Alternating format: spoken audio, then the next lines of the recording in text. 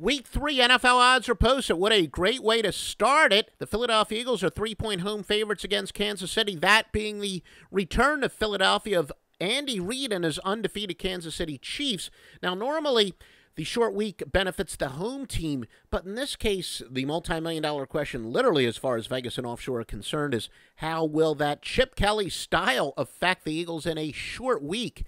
49.5 points are expected for that contest. Tennessee, a 3-point favorite of the San Diego Chargers. Nice bounce back by the Chargers.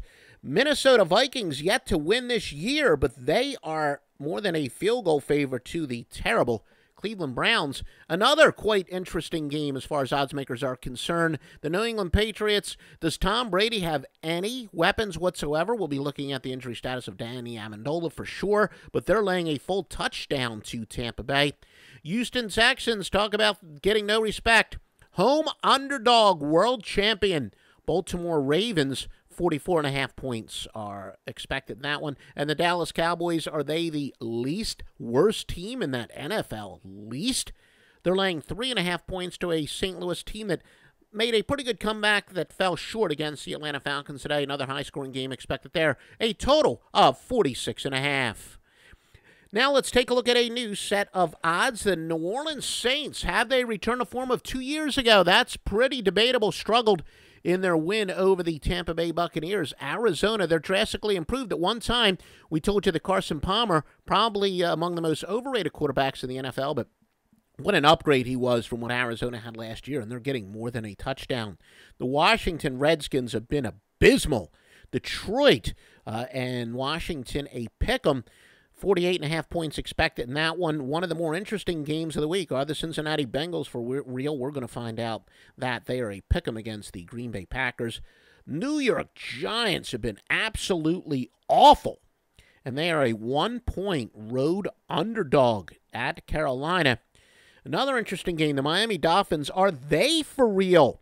They'll get a test against the Atlanta Falcons, laying a slight 1.5 points to an Atlanta team that was just a few yards away from going to the Super Bowl last year. And in the first of our double-digit spreads, the 49ers, well, the Colts and Andrew Luck not getting much respect, although probably more accurately, San Francisco, generally considered to be the best team in the NFC.